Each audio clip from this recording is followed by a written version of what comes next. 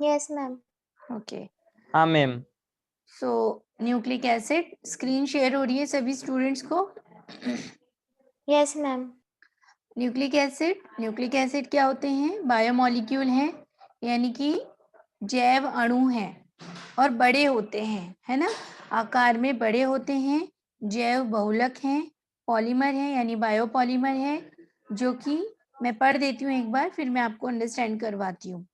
Nucleic acid वे यौगिक जो आनुवंशिक सूचनाओं को परिरक्षित करते हों एवं कोशिकाओं के अंदर प्रोटीन संश्लेषण की क्रिया का अनुलेखित व अनुवादित करते हों न्यूक्लिक अम्ल कहलाते हैं।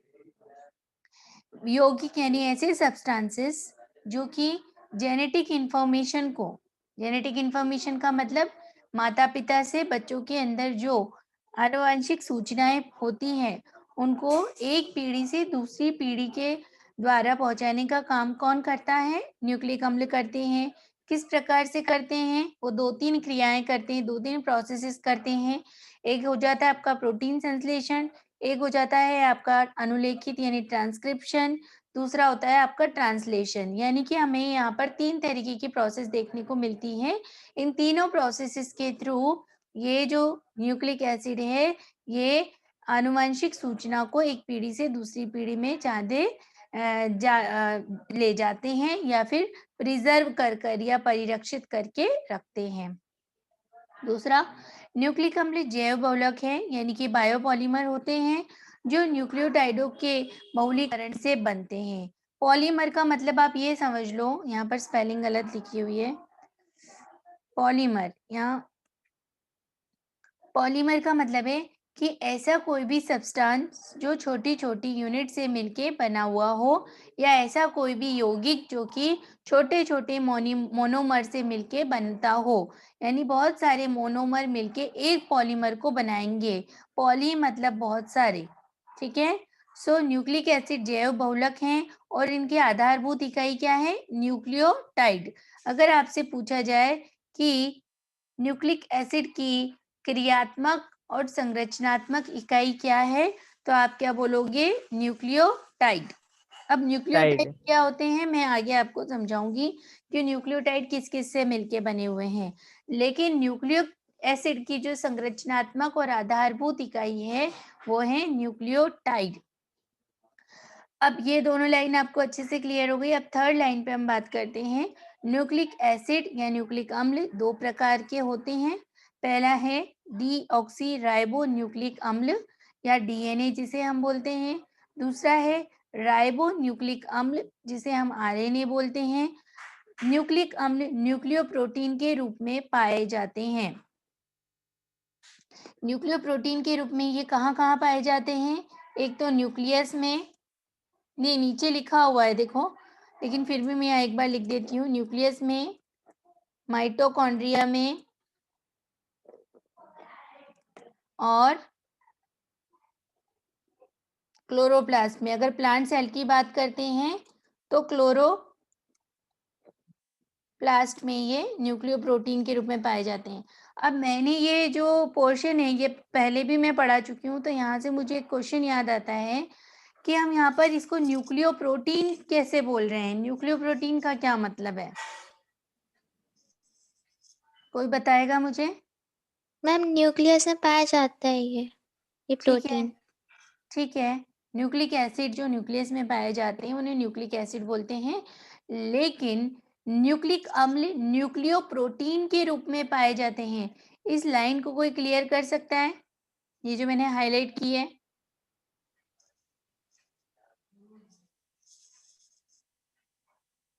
दिवाली की छुट्टियों में भूल गए बच्चों?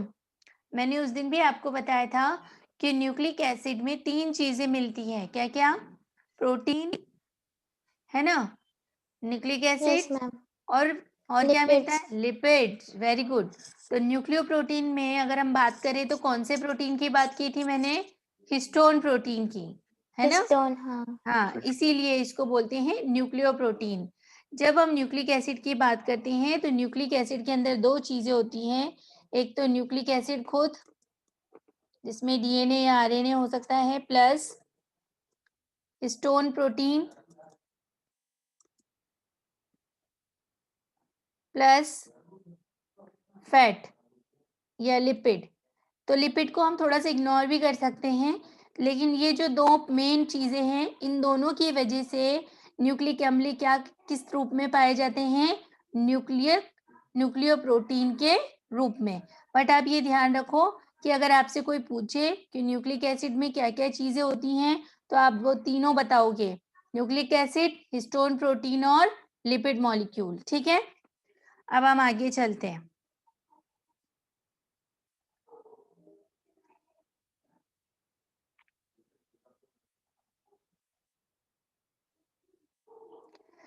अब आ जाता है आपका डीऑक्सीराइबोन्यूक्लिक अम्ल। यह केंद्रक, माइटोकॉन्ड्रिया और हरित लवक में पाया जाता है। ऊपर भी मैंने यही लिखा है। डीएनए जो है वो न्यूक्लिक एसिड जो है न्यूक्लियस, माइटोकॉन्ड्रिया और क्लोरोप्लास्ट में पाया जाता है।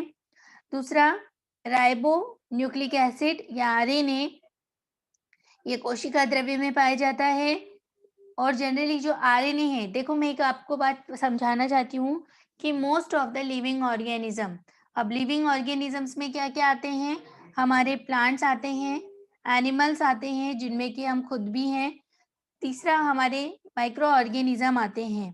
तो ये तीनों ही कैटेगरी में जो इन तीनों ही कैटेगरी में मोस्टली जो जेनेटिक मटेरियल है, यानी कि आनुवंशिक गुणों को एक पीढ़ी से दूसरी पीढ़ी में ले जाने का जो कार्य करने वाला जो न्यूक्लिक अम्ल है, वो कौन सा पाया जाता है मोस्टली, बताएंगे आप लोग? डीएनए। ओके। Yes ma'am. लेकिन जो वायरसेस होते हैं, है ना, वायरसेस में जो जेनेटिक मटेरियल है, यानी कि जो विषाणु है या वायरस जिसको हम बोलते हैं, उसमें जो जेनेटिक मटेरियल है वो जनरली किस रूप में पाया जाता है, आरएनए होता है। आरएनए की फॉर्म में पाया जाता है। ठीक है, तो इस तरीके से हमने यहाँ पर लिखा है कि ये सबसे पहला बात तो आरएनए कहाँ पे मिल रहा है, ये देखिए आप, साइटोप्लाज्म में, है ना। आरएनए केंद्रक में भी पाया जाता है कुछ अमाउंट में, लेकिन अगर आरएनए आनुवंशिक पदार्थ के रूप में वायरस में प्रेजेंट है, तो वो कहाँ पे पाया जाएगा, साइटोप्लाज्म में या फिर कोशिका द्रव्य में। मैं बहुत धीरे धीरे आराम से आपको एक एक लाइन समझा रही हूँ, ताकि हर एक लाइन से एक क्वेश्चन बनता है। ठीक है, रितिका के अलावा और भी जितने स्टूडेंट्स हैं, आप लोगों को सबको समझ में आ रहा है? नीरज, हरिओम। हाँ मैम। मैम कोशिका द्रव्य। कोशिका द्रव्य साइटोप्लाज्म, यस मैम। सेल का जो फ्लूइड होता है, ठीक है, उसमें प्रेजेंट यस है, मैम। यानी कि न्यूक्लियस के बाहर, है ना, केंद्रक के बाहर। Yes ma'am. ठीक है, जहां पे भी आपको कोई कंफ्यूजन लगे, आप में से किसी को भी, तो आप मुझे बीच में टोक के भी क्वेश्चन पूछ सकते हो, ऐसा कोई दिक्कत नहीं अपने। चलो, यहाँ पर हमने लिखा है कि पादप वायरस, जैसे कि टोबैको मोजेक वायरस, टीएमवी का फुल फॉर्म है टोबैको मोजेक वायरस। जंतु वायरस यानी एनिमल वायरस, जैसे कि रीट्रो वायरस, बैक्टीरियोफाज आदि में आनुवंशिक पदार्थ आरएनए होता है। इसके अलावा सभी जीवों में आनुवंशिक पदार्थ डीएनए होता है। ये लाइन मैंने आपको समझा दी। अब आ जाओ, न्यूक्लिक अम्ल की प्राथमिक संरचना। न्यूक्लिक अम्लों में शर्करा, फॉस्फेट, इसको मैं थोड़ा स्पेस दे देती हूँ एक एक लाइन को, ताकि आपको पॉइंट मिक्स ना हो। ठीक है, ये लाइन खत्म हुई। अब सेकंड लाइन देखो आप, न्यूक्लिक अम्ल की प्राथमिक संरचना। न्यूक्लिक अम्लों में शर्करा, फॉस्फेट, नाइट्रोजनिक क्षार जिस क्रम में जुड़े रहते हैं, उसे न्यूक्लिक अम्ल की प्राथमिक संरचना कहते हैं। देखो, आप लोग कोई बिल्डिंग बना रहे हो, जैसे कि हमने प्रोटीन भी बनाया था, और प्रोटीन बनाते टाइम हम लोगों ने किस किस को जोड़ा था, हमने एक अमाइनो एसिड को दूसरे अमाइनो एसिड के साथ जोड़ा था, है ना, पॉलीपेप्टाइड बॉन्ड से। और अमाइनो एसिड की भी स्ट्रक्चर देखी थी, जिसमें कि एक कार्बोक्सिलिक एसिड था, एक अमाइनो ग्रुप था, एक एल्किल ग्रुप था, और एक तरफ हाइड्रोजन जुड़ा हुआ था, देखा था। तो उसी प्रकार से इसकी भी एक बेसिक यूनिट होगी, इसकी भी एक प्राइमरी स्ट्रक्चर होगी, और उस प्राइमरी स्ट्रक्चर में तीन चीजें होती है। यहाँ से एक क्वेश्चन और बनता है, आपसे पूछा जाए कि डीएनए की प्राइमरी स्ट्रक्चर में कौन सी तीन चीजें होगी, तो आप बताओगे शर्करा या शुगर, फॉस्फेट मॉलिक्यूल और नाइट्रोजनिक क्षार। या कार्बनिक क्षार। ठीक है, नाइट्रोजेनिक क्षार या कार्बनिक क्षार में क्या आ जाएंगे आपके, पायरिमिडीन और प्यूरिन एंड पायरिमिडीन्स। ठीक है, प्यूरिन एंड पायरिमिडीन 2 टाइप के नाइट्रोजेनिक क्षार होते हैं जिनको हम आगे डिस्कस करेंगे, लेकिन अभी फिलहाल इस लाइन में हमने ये समझा कि न्यूक्लिक अम्ल की प्राथमिक संरचना या प्राइमरी स्ट्रक्चर में जो या प्राइमरी स्ट्रक्चर है वो शुगर, फॉस्फेट, नाइट्रोजनी क्षार से मिलके बनी हुई होती है। अंडरस्टूड? अब आ जाओ, यस मैम। न्यूक्लिक अम्लों का मंद परिस्थिति में जल अपघटन करने पर न्यूक्लियोटाइड बनते हैं जो पुनः जल अपघटन करने पर न्यूक्लियोसाइड और फॉस्फोरिक एसिड देते हैं। इसको मैं समझाती हूँ आपको इस लाइन को। न्यूक्लियोसाइड आगे जल अपघटन कर शर्करा और नाइट्रोजनी क्षार देते हैं। देखो बेटा, यहाँ पे 2 चीजें हैं, मैं यहाँ पे लिख के आपको समझाती हूँ। आपको इस लाइन पे नहीं जाना, हिंदी और इंग्लिश दोनों वाले में जो लिख रही हूँ उसको ध्यान से देखो। Nucleotide equals to sugar plus phosphate plus nitrogenous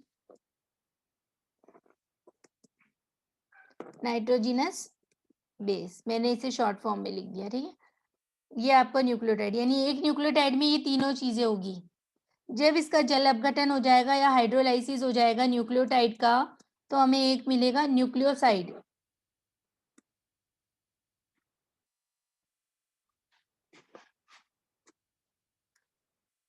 और न्यूक्लियोसाइड में आपको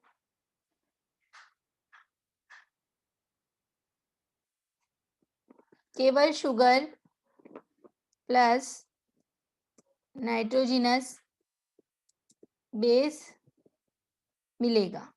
यानी कि न्यूक्लियोसाइड में कौन सी चीज नहीं है आपके पास में अभी? नाइट्रोजन ग्रुप नहीं होता, फॉस्फेट ग्रुप नहीं सॉरी होता। फॉस्फेट नहीं होता। फॉस्फेट नहीं होता। समझ में आई ये बात? Yes ma'am. देखो, न्यूक्लिक एसिड को जब हम जल अपघटित करते हैं तो न्यूक्लियोटाइड मिलेंगे, और न्यूक्लियोटाइड में हमें 3 चीजें हमारे पास, शुगर, फॉस्फेट और नाइट्रोजनस बेसिस, जो कि हर न्यूक्लिक एसिड में होते हैं। यही तो बेसिक यूनिट है। न्यूक्लियोटाइड की बेसिक यूनिट क्या है? न्यूक्लिक एसिड की बेसिक यूनिट क्या है? न्यूक्लियोटाइड। लेकिन न्यूक्लियोटाइड में से भी अगर हम यस मैम। इसको हटा दें, किसको? फॉस्फेट ग्रुप को हटा दें, तो हमारे फॉस्फेट पास ग्रुप केवल, को। हाँ, तो 2 चीजें बचेगी, शुगर और नाइट्रोजनस बेसिस। तो इसको हम क्या बोलेंगे? न्यूक्लियोसाइड। न्यूक्लियोसाइड। इसको आप ध्यान रखें। सभी बच्चे, आया हरिओम समझ में? हाँ मैम। न्यूक्लियोसाइड क्या होते हैं?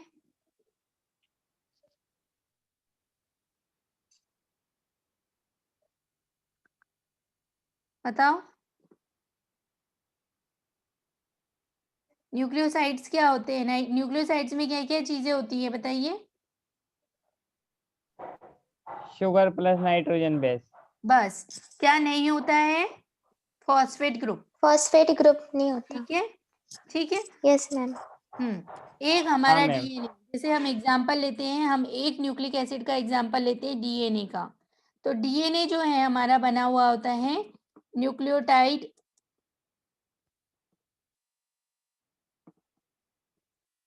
प्लस न्यूक्लियोटाइड प्लस न्यूक्लियोटाइड, कितने भी हो सकते हैं, एंड सो ऑन, सब जगह न्यूक्लियोटाइड न्यूक्लियोटाइड न्यूक्लियोटाइड।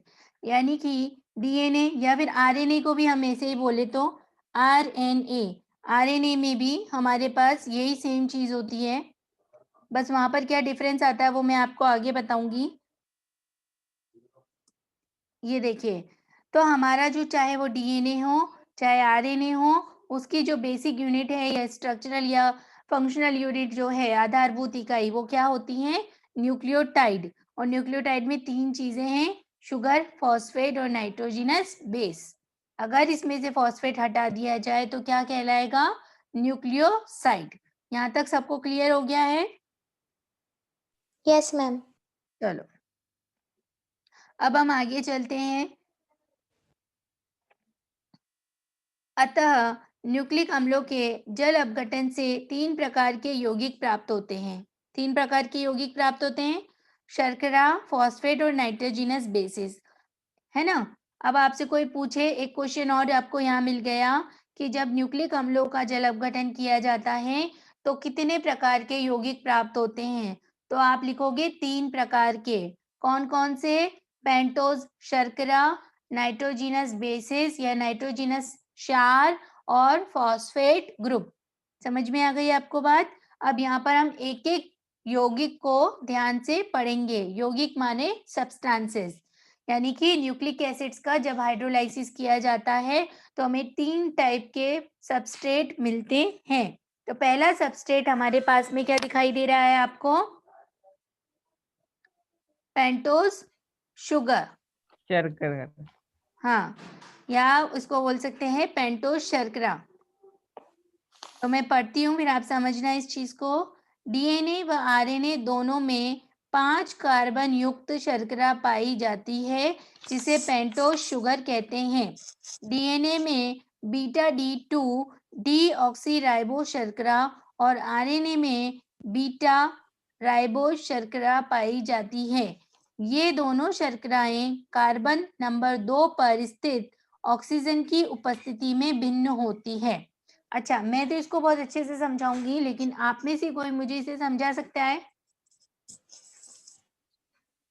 रितिका क्या लगा? Pentose sugar. रितिका 1 मिनट, आपसे हाँ, पूछते, पहले किसी और से पूछते हैं। हाँ बच्चों बताओ, कोई भी बच्चा एक बता दो। चंद्रशेखर, हरिओम, अर्पित, नीरज,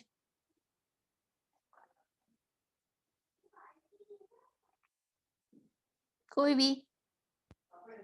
ये हमने पहले भी डिस्कस किया है, इसलिए मैं पूछ रही हूँ ये चीज।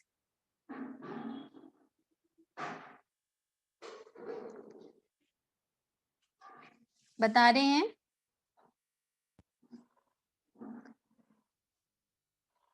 चलो रितिका तुम बताओ। मैम पेंटोज शुगर जो है वो एक मोनोसेकेराइड होता है जिसके पास मतलब 5 कार्बन एटम्स होते हैं ठीक है, और डीएनए और आरएनए दोनों में पाई जाती है। ठीक है। और देखो, 2 चीजें तो रितिका ने बता दी हैं, 3 चीजें इस सेंटेंस में, 3 चीजें हैं। पहला पॉइंट ये कि जो डीएनए है या आरएनए है, दोनों के अंदर कौन सी शुगर है? 5 कार्बन युक्त शर्करा है। कौन सी शर्करा है? 5 कार्बन युक्त शर्करा है, जिसे हम क्या बोलते हैं? पेंटोज शर्करा, है ना। पहला तो ये हो गया आपको कि कोई पूछे कि भाई कौन सी शर्करा मिलती है, तो आप बोलोगे पेंटोज शर्करा। ओके, उसके बाद आ जाता है आपका कि पेंटोज शर्करा में भी डीएनए में कौन सी है और आरएनए में कौन सी है।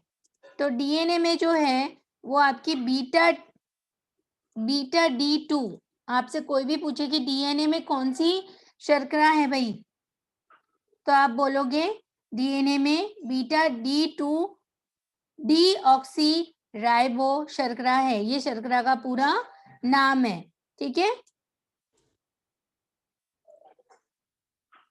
Yes ma'am. और ये दोनों शर्कराएं आपस में अलग अलग है। कैसे अलग है, अब मैं आपको समझाती हूँ। यहाँ पे 4 मैंने पॉइंट बना दिए, दिखा आपको? आपको समझ, आराम से समझ में आया। ताकि पेंटोज शुगर 5 कार्बन वाली शुगर है, डीएनए में बीटा D2 डीऑक्सीराइबो शुगर है, आरएनए में बीटा D राइबो शुगर है। यानी आरएनए में तो क्या है? सिंपल शुगर है, सिंपल राइबो यस शुगर है। मैम। लेकिन डीएनए में बीटा D2 डीऑक्सी का मतलब है इसके अंदर एक ऑक्सीजन की क्या है? कमी है। कमी है, लॉस ऑफ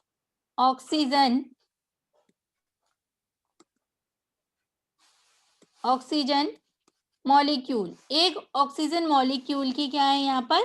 कमी है, इसलिए इसको क्या बोला है? डीऑक्सी।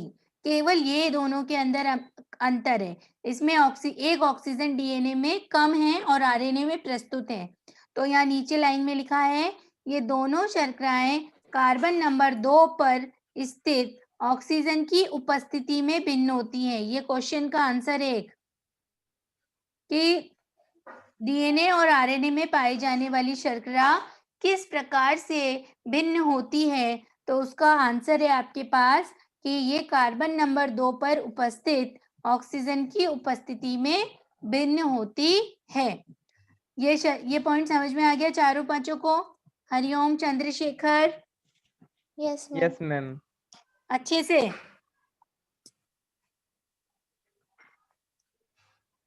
हम बहुत धीरे और आराम से चल रहे हैं क्योंकि थोड़ी सी कॉम्प्लिकेट चीजें हैं, लेकिन हम इसको आराम से समझेंगे तो यही आपके क्वेश्चंस का आंसर है ना? इसी टाइप के आपके क्वेश्चन है। मैं पूछूंगी आपसे कि जब आप न्यूक्लिक एसिड का जल अपघटन करोगे तो कौन से 3 यौगिक मिलेंगे, तो आपको पता है। फिर हम बात करेंगे पेंटोज शुगर की, तो 5 कार्बन वाली शर्करा को क्या बोलते हैं? पेंटोज शर्करा। फिर मैं आपसे पूछूंगी डीएनए में कौन सी पेंटोज शर्करा है, तो आप नाम बताओगे, बीटा D2 डीऑक्सीराइबो, है ना? फिर आप बताएंगे कि आरएनए और डीएनए की जो अंदर की जो शर्करा है वो अपने आपस में कैसे भिन्न है आपस में, तो आप बताओगे ऑक्सीजन की उपस्थिति के कारण। ठीक है? और कौन से कार्बन पे? कार्बन नंबर 2 पर। ओके? Yes ma'am. अब हम आगे चलते हैं। ये देखो, ये स्ट्रक्चर भी आ गई। ये दोनों कार्बन जो आपकी दोनों शुगर है, इनकी स्ट्रक्चर भी आ गई है हमारे पास। दिख रही है आप लोगों को? Yes ma'am. Yes ma'am. ये देखो, मैं इसको थोड़ा सा और इनलार्ज कर देती हूँ। ये इधर जो बनी हुई है, आपको मेरा कर्सर दिखाई देता है? हाँ मैम। Yes ma'am. ये देखो, ये राइबोज शुगर बनी है बेटा। ये देखो नंबर दे रखा है, carbon number 1, carbon number 2, carbon number 3, carbon number 4 और कार्बन नंबर 5। ये जो है ना, इसको मिला के 5 कार्बन है। ये यहाँ पे एक ऑक्सीजन है, यानी ये कीटोन ग्रुप है। कीटोन ग्रुप है यहाँ पे, यानी ये कीटोन वाली शर्करा है। हमने जब शर्करा पढ़ी थी, आप लोगों को याद है, जब मैंने कार्बोहाइड्रेट पढ़ाया था, तब वहां पे मैंने आपको कार्बोहाइड्रेट की डेफिनेशन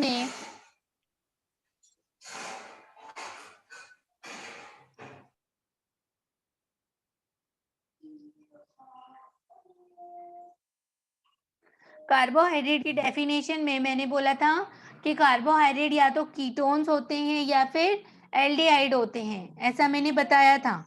तो ये जो वाले कार्बोहाइड्रेट है, शुगर क्या होती है? कार्बोहाइड्रेट होती है। तो ये जो वाले कार्बोहाइड्रेट्स हैं, ये कीटोन ग्रुप वाले कार्बोहाइड्रेट्स है। ओके? सो यहाँ पर हम 1, 2, 3, 4 और 5 पेंटोज शुगर, ये वाली जो शर्करा है राइबोज शर्करा है, इसलिए इसके कार्बन नंबर 2 पर ऑक्सीजन प्रेजेंट है। आप लोगों को दिखाई दे रहा होगा, ये ऑक्सीजन यहाँ प्रेजेंट है। जबकि हम जब डीऑक्सीराइबोज के पास जाते हैं तो यहाँ पर कार्बन नंबर 2 पर ऑक्सीजन उपस्थित नहीं है, इसीलिए इसको हमने क्या बोला है? 2-डीऑक्सीराइबोज। आप देख लो इसको आराम से, दोनों के अंदर 5-5 कार्बन है और कार्बन नंबर 2 पर जो O ग्रुप प्रेजेंट है, OH ग्रुप प्रेजेंट है, वो डीऑक्सीराइबोज शर्करा में प्रेजेंट नहीं है। बाकी दोनों आपस में एक्चुअली सिमिलर है। अंडरस्टूड?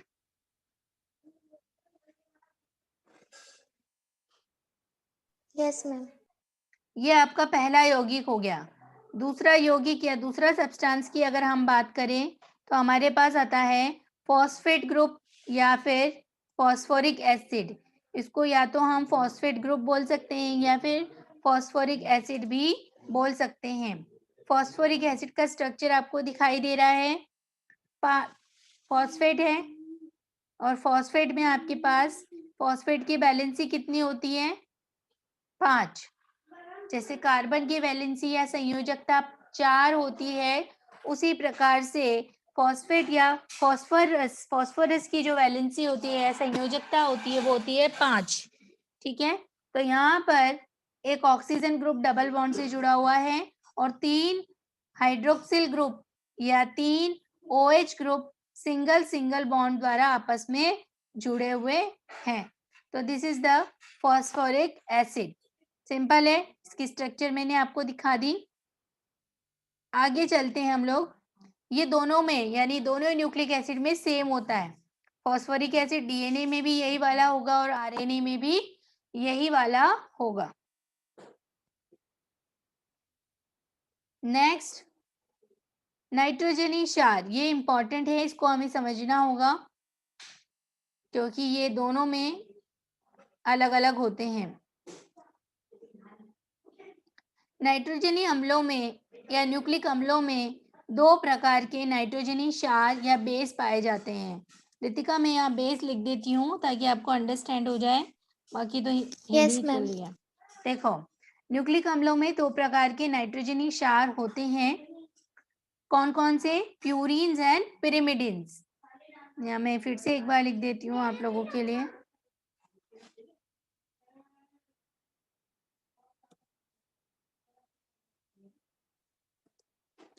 पायरिमिडिन्स, ठीक है।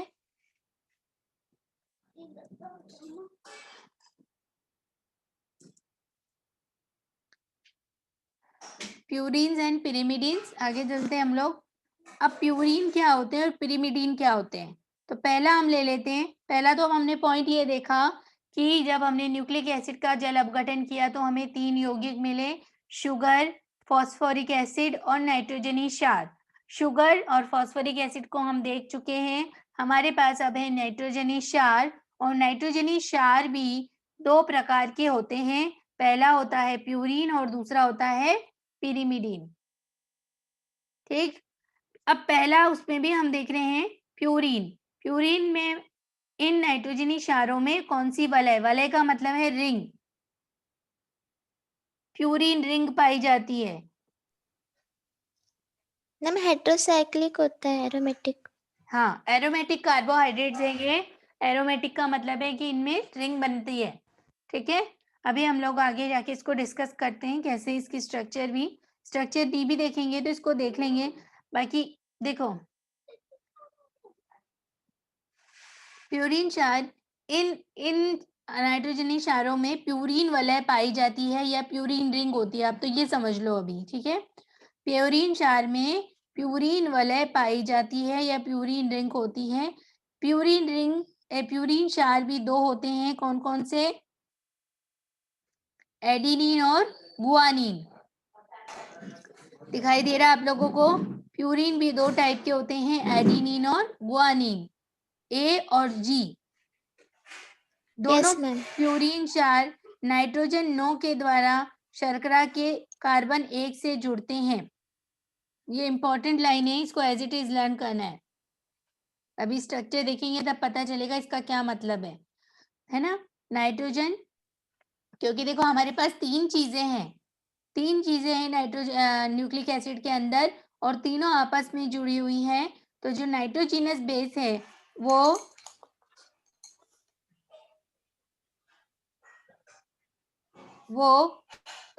शुगर के कार्बन नंबर 1 से जुड़ा हुआ होता है। कार्बन नंबर 1 कौन सा? ये, इससे जुड़ा हुआ होता है। प्यूरीन क्षार कार्बन नंबर 1 से जुड़ा हुआ होता है। ठीक है, अब आ जाओ नीचे। पिरिमिडीन क्षार यानी पिरिमिडीन बेसिस, इनमें पिरिमिडीन वलय उपस्थित होती है। ठीक है, पिरिमिडीन वलय यानी कि पिरिमिडीन रिंग। आप लोग अपने आप को म्यूट कर लीजिए प्लीज। पिरिमिडीन क्षार, इसमें पिरिमिडीन रिंग उपस्थित होती है। न्यूक्लिक अम्लों में 3 पिरिमिडीन क्षार होते हैं। वहां पे 2 प्यूरीन थे, लेकिन पिरिमिडीन कितने हमारे पास? 3। थाइमीन, साइटोसिन और यूरेसिल, कितने पिरिमिडीन है? 3। थाइमीन, साइटोसिन और यूरेसिल। डीएनए में थाइमीन, साइटोसिन और आरएनए में थाइमीन के स्थान पर यूरेसिल पाया जाता है। सभी पिरिमिडिन क्षार नाइट्रोजन 1 से शर्करा के कार्बन 1 से जुड़े हुए होते हैं। ये भी कार्बन नंबर 1 पे जुड़े हुए हैं। अब मैं यहाँ पर एक चीज आपको बनाती हूँ ताकि आपको इजी वे में समझ में आ जाए। ये देखिए, हमारे पास नाइट्रोजिनस बेसिस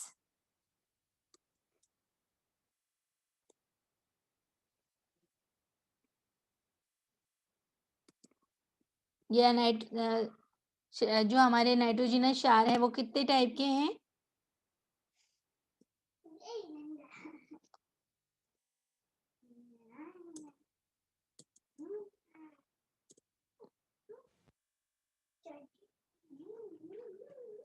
टू टाइप के है ना, 2 टाइप के हैं। 1 नंबर प्यूरिन और दूसरा है पायरिमिडीन। ठीक है, प्यूरिन में भी हमारे पास 2 हैं। कौन कौन से 2 हैं आप बोलेंगे? एक तो है एडिनिन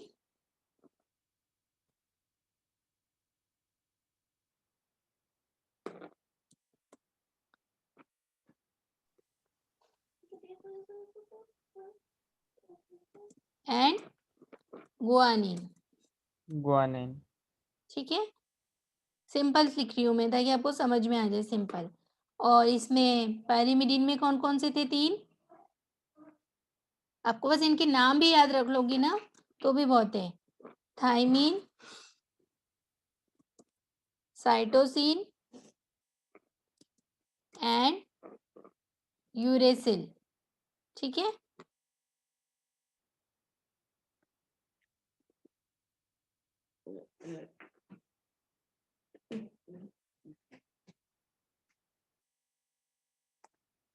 अब ये नाइट्रोजनस बेस कितने होगा टोटल अगर हम गिने तो 1 2 3 4 5। तो आपसे अगर पूछे कि न्यूक्लिक एसिड्स के अंदर टोटल कितने प्रकार के या कितने नाइट्रोजनस बेसिस पाए जाते हैं तो आप क्या लिखोगे? कितने टाइप के पाए जाते हैं? 5 5। बिल्कुल 5 राइट आंसर। तो हमारे नाइट्रोजनस बेस, मैंने इसीलिए इसको लिखा है यहाँ पे 5 प्रकार के। 5 नाइट्रोजनस प्रकार के पूछे तो 2, लेकिन टोटल कितने हैं? 5। ठीक है, अब यस मैम। एक लाइन यहाँ पर बहुत इंपॉर्टेंट ये लिखी हुई है, आप लोगों को भी दिखाई दे रही होगी कि डीएनए में थाइमीन, साइटोसिन और आरएनए में थाइमीन के अलावा थाइमीन के स्थान पर यूरेसिल पाया जाता है। देखो, फिर से मैं आप लोगों को एक बार और यहाँ पर एक चीज समझा रही हूँ लिख के। डीएनए, डीएनए डीएनए में कौन कौन से होंगे? ए, मैं पूरा पूरा नहीं लिखूंगी अब, ए, टी, सी एंड जी। ये 4 बेसिस पाए जाएंगे, 4 नाइट्रोजनस बेस होते हैं। लेकिन आरएनए में बताएंगे आप लोग कौन कौन से बेस होते हैं? ए, मैम एडेनिन, गुआनिन और साइटोसिन और यूरेसिल। साइटोसिन और यूरेसिल। यहाँ पे यानी कि दोनों में से ए, सी, जी तो कॉमन है, लेकिन अलग कौन सा हो गया? थाइमीन के स्थान पर क्या आ गया? अब यूरेसिल। यूरेसिल आ गया। ठीक है, देखो आप इसको ध्यान से,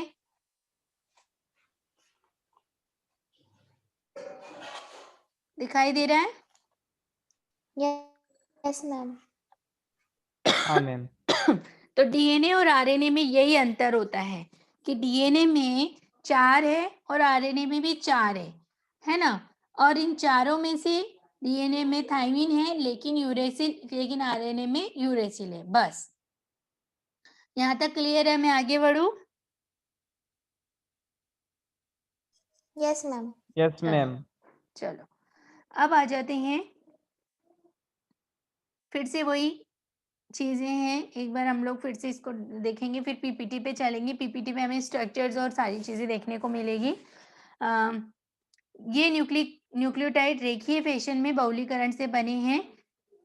सर्वप्रथम जी मिशलर द्वारा पस कोशिकाओं के केंद्रक में अलग किए गए थे। अब ये एक हिस्ट्री का क्वेश्चन है और ये बहुत इंपॉर्टेंट क्वेश्चन है कि सबसे पहले किसने और कौन सी कोशिकाओं से न्यूक्लिक अम्ल को अलग किया था? कौन सी सेल्स से सबसे पहले कोशिकाओं को न्यूक्लिक अम्ल को अलग किया गया था?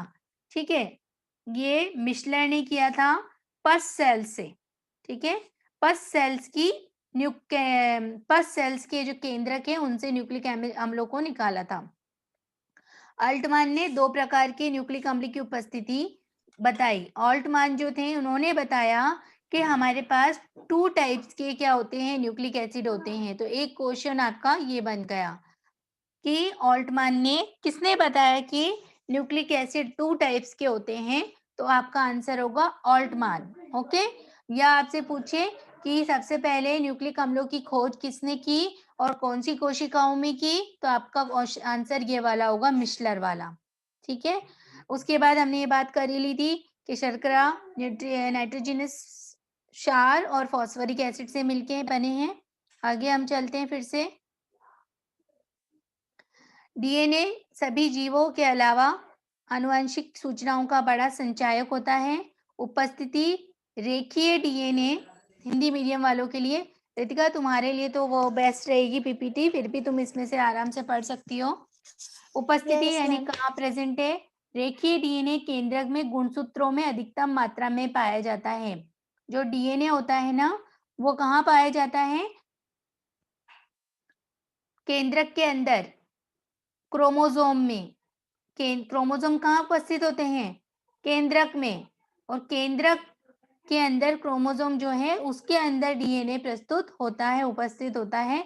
इसीलिए यहाँ लिखा है रेखीय डीएनए केंद्रक में गुणसूत्र में अधिकतम मात्रा में पाया जाता है।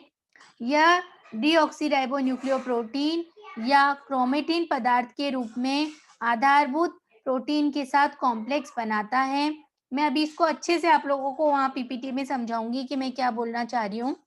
यानी कि यहाँ पर 2 चीजें हैं कि हिस्टोन प्रोटीन, मैंने अभी पहले भी आपको बताया कि न्यूक्लिक एसिड के अंदर 2-3 चीजें होती है। हिस्टोन प्रोटीन होता है, न्यूक्लिक प्रोटीन होता है और वसा होती है। ये आपस में मिलके कॉम्प्लेक्स बनाते हैं। वृत्ताकार डीएनए, यानी कि देखो डीएनए भी 2 टाइप का होता है। एक तो होता है रेखीय, रेखीय का मतलब लीनियर, है ना, जिसको हम देखते हैं इस तरीके से। और दूसरा होता है सर्कुलर, और सर्कुलर डीएनए जो जनरली वो बैक्टीरिया सेल्स में पाया जाता है या प्रोकैरियोटिक सेल्स में पाया जाता है। वृत्ताकार डीएनए प्रोकैरियोटिक कोशिकाओं और यूकैरियोटिक कोशिकाओं के कोशिकांगों जैसे कि माइटोकॉन्ड्रिया, क्लोरोप्लास्ट और सेंट्रियोल में पाया जाता है। यह बिना किसी प्रोटीन आवरण के होता है, इसीलिए इसे नेकेड डीएनए कहते हैं।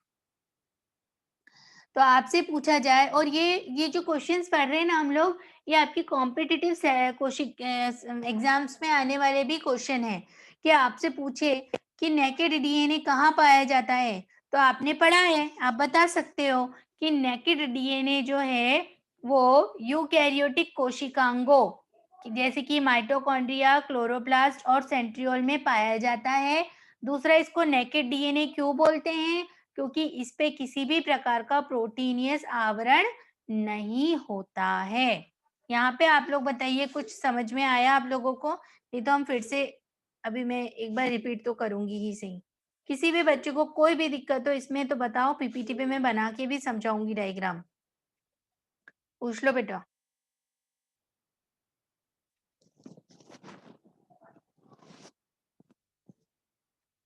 पूछो।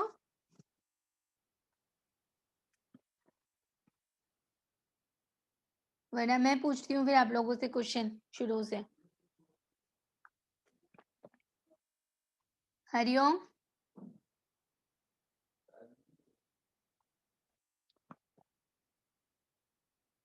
हेलो, हाँ मैम। आवाज आ रही है मेरी? हाँ मैम। हाँ बेटा, ये समझ में आ गया आप लोगों को ये पॉइंट? मैम एक बार और समझा दो। मतलब कहाँ तक समझ में आया ये बताओ तुम्हें इस पॉइंट में?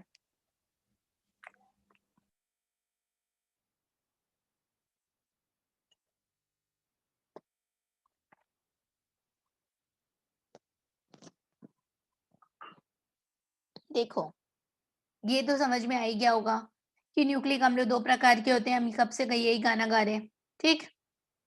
इसमें भी मैंने आपको बताया कि विषाणु में पाए जाते हैं आरएनए, लेकिन बाकी सभी में क्या पाया जाता है? डीएनए। जो डीएनए होता है, वो रेखीय रूप में पाया जाता है गुणसूत्रों में, और गुणसूत्र कहाँ होते हैं? केंद्रक में, ठीक है? इसके अलावा ये अभी मैं आपको डायग्राम बना के ही समझाऊंगी, तभी समझ में आएगा। मैं पीपीटी शेयर कर रही हूँ आपके साथ, फिर मैं हिंदी पे जाऊंगी। 1 मिनट।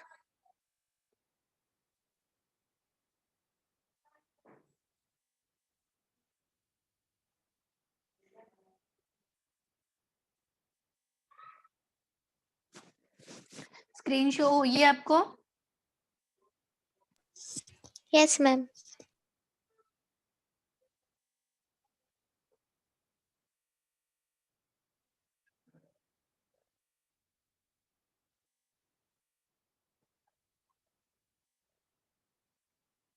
देखो, हिंदी की तो नोट्स मैं आपको दे ही दूंगी।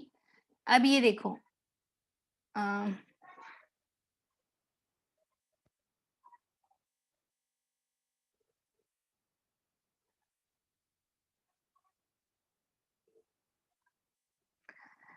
1869 में फेडरिक मिशर ने बताया था, ठीक है?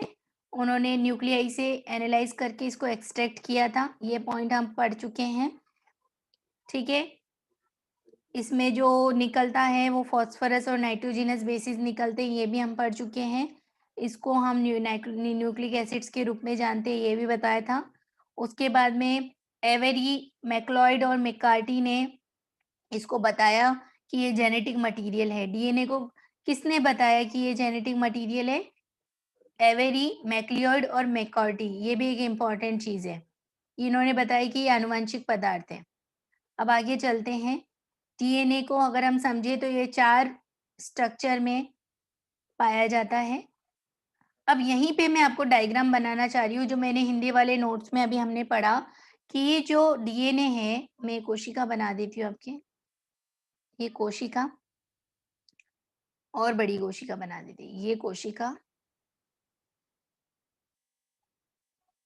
ये कोशिका, और कोशिका के अंदर ये जो पड़ा हुआ है, ये क्या है? इसकी मान लेते हैं केंद्रक। केंद्रक जो होता है वो डबल लेयर्ड होता है, इसीलिए मैं इस पे दूसरी भित्ति भी बना रही हूँ, ठीक है? यहाँ पे हम बोल रहे हैं कि जो डीएनए है वो क्रोमेटिन धागों के रूप में इस तरीके से पाया जाता है, ठीक है? और इसमें बीच बीच में प्रोटीन्स होते हैं जिनको हम बोलते हैं हिस्टोन प्रोटीन। ये जो कोशिका है, मैं बहुत आराम से आपको समझा रही हूँ, कहीं जाना नहीं है हमको। ये कोशिका जो है यूकैरियोटिक कोशिका है। यूकैरियोटिक और प्रोकैरियोटिक का मतलब है, यूकैरियोटिक का मतलब है जो ज़्यादा डेवलप्ड हैं और बड़े एनिमल्स में पाई जाती हैं, वो यूकैरियोटिक सेल है। यूकैरियोटिक सेल है, इसीलिए इसमें जो केंद्रक, इसमें जो हमारा केंद्रक है और जो हमारा डीएनए है वो क्या है? फुल्ली डेवलप्ड है। ये हमारा डीएनए फुल्ली डेवलप्ड है। दूसरा, भित्ति से पूरा घिरा हुआ है, केंद्रक के अंदर प्रस्तुत है, क्रोमेटिन फाइबर के साथ में हिस्टोन प्रोटीन के साथ में जुड़ा हुआ है। ये कौन सा प्रोटीन है? Histone protein.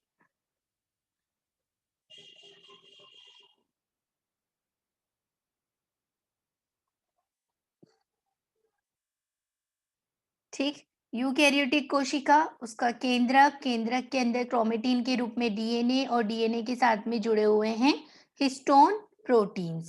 समझ में आ गई बात आपको? अगर मैं आपको प्रोकैरियोटिक कोशिका बनाऊं, ये मेरी प्रोकैरियोटिक कोशिका है। प्रोकैरियोटिक कोशिका ऐसी कोशिकाएं जो कि बैक्टीरिया, वायरसेस वगैरह में, या ये छोटे एनिमल्स या यूनिसेलुलर में पाई जाती हैं, माइक्रो ऑर्गेनिज्म में पाई जाती हैं। ये कोशिका का जो केंद्रक होता है, उस केंद्रक के अंदर जो डीएनए पाया जाएगा वो सर्कुलर फॉर्म में पाया जाता है। वो फाइबर की फॉर्म में नहीं होता है, रेखीय नहीं होता है, वो सर्कुलर होता है इस तरीके से। ये पूरा भरा हुआ, मैंने भित्ति बना दी पर ये भित्ति नहीं होती है, इस तरीके से ये गोल डीएनए होता है ये, और इसके चारों तरफ कोई आवरण नहीं होता। इस डीएनए के चारों तरफ कोई आवरण नहीं होता है, इसीलिए इस डीएनए को क्या कहा जाता है? नेकेड, नग्न डीएनए या नेकेड डीएनए। यहाँ तक पॉइंट समझ में आया आप लोगों को? हरिओम। ये यस मैम। दो चीजें मैंने वहां समझाई थी। एक कोशिका है यूकैरियोटिक और एक कोशिका है प्रोकैरियोटिक। ये ज्यादा डेवलप कोशिका है, ये कम डेवलप कोशिका है। इसके केंद्रक में डीएनए होगा और वो रेखीय क्रम में होगा, साथ में उसमें हिस्टोन प्रोटीन भी पाया जाएगा, है ना, और उसके चारों तरफ कोई ना कोई भित्ति भी होगी। जबकि जो प्रोकैरियोटिक कोशिका के केंद्रक में पाया जाएगा वो डीएनए एक तो सर्कुलर फॉर्म में होगा, दूसरा उसके चारों तरफ कोई भी भित्ति नहीं होगी, इसीलिए उसको नेकेड डीएनए बोलते हैं, और उसमें हिस्टोन प्रोटीन्स का भी अभाव होगा। इसमें हिस्टोन प्रोटीन नहीं पाए जाएंगे। यहाँ पे किसी को कोई दिक्कत नहीं? तो हम आगे बढ़ेंगे फिर। हरिओम, नीरज, चंद्रशेखर हाँ बेटा, मैम। अभी समझ में आया कुछ? हाँ मैम। आया ना? अब इसमें ये पॉइंट हमने क्लियर कर लिया कि डीएनए की उपस्थिति किस प्रकार से होती है ना? अब हम वापस आपकी हिंदी वाले नोट्स पे चलेंगे। आज हिंदी का ही कर लेते हैं, फिर इंग्लिश को कल हम क्लियर कर लेंगे। ये देखिए, मैंने आपको समझा दिया कि वृत्ताकार डीएनए प्रोकैरियोटिक कोशिकाओं में और यूकैरियोटिक कोशिकाओं के माइटोकॉन्ड्रिया, क्लोरोप्लास्ट, सेंट्रियोल में पाया जाता है बिना किसी आवरण के, इसीलिए डीएनए नेकेड कहलाता है। दूसरा है आरएनए। आरएनए या आनुवंशिक पदार्थ कुछ पादप विषाणु यानी प्लांट वायरस, जैसे कि टीएमवी, पीले मोजेक वायरस यानी कि टोबैको मोजेक वायरस या येलो मोजेक वायरस, जंतु वायरस यानी कि इन्फ्लुएंजा, पोलियो वायरस में पाया जाता है। यानी कि आपसे कोई पूछे कि आरएनए जेनेटिक मटेरियल के रूप में किसमें पाया जाता है, तो आप बताओगे TMV virus, yellow mosaic virus, influenza virus, polio virus, इन सभी में जो आरएनए होता है। अब आप ये देखो, ये जो हो रहा है हमारा कोरोना, कोरोना क्या है? वायरस है ना? कोविड-19 क्या है? वायरस है, वायरल डिजीजेज है ये, है ना? तो इस तरीके के वायरस में जो जेनेटिक मटेरियल है वो क्या है? आरएनए। ठीक है, जेनेटिक मटेरियल क्या है? आरएनए। ये क्यों फैलता है? क्योंकि आरएनए का डुप्लीकेशन होता है। जब आपका कोरोना टेस्ट होता है तो जब आपका सैंपल लिया जाता है तो उसमें आरएनए के डुप्लीकेशन को चेक किया जाता है। मेरी बात समझ में आ रही है आपको? कोई भी चीज बढ़ती कब है, फैलती कब है? जब वो अपने जैसी कोई और कॉपी बनाती है ना? हम लोग बड़े पॉपुलेशन बढ़ती कब है? जब हम अपनी रेप्लिका बनाते, जब हम अपनी कॉपी बनाते चले जाते हैं। उसी तरीके से कोई बीमारी फैलने का कारण अगर वायरस है, बैक्टीरिया है या कुछ भी और है, तो वो अपना डुप्लीकेशन करती है, और उसका डुप्लीकेशन हो रहा है मतलब उसके अंदर जो जेनेटिक मटेरियल है उसका डुप्लीकेशन हो रहा है। तो जो हमारे जो वायरसेस होते हैं जनरली, वो कौन से होते हैं? RNA virus. और जो ये कोरोना है ये भी कौन सा वायरस है? आरएनए वायरस है। जैसे कि इन्फ्लुएंजा, पोलियो, ये सभी क्या है? वायरसेस है, और इनमें जेनेटिक मटेरियल क्या है? आरएनए है। समझ में आ गई आपको ये बात? हाँ हाँ मैम। मैम। ठीक है। यह जंतु और पादप विषाणुओं में एक सूत्रीय होता है। ये एक डिफरेंस और आ गया आपके पास। डीएनए हमेशा क्या हो जाता है? Generally double standard, double standard यानी कि द्विसूत्रीय। इसमें दो सूत्र होते हैं, टू स्ट्रैंड्स होती है डीएनए के अंदर। टू स्ट्रैंड्स यानी कि दो पट्टियां, दो स्ट्रैंड्स होती हैं। जबकि इसमें क्या होती हैं? एकल सूत्रीय, यानी कि इसमें सिंगल स्ट्रैंड होती है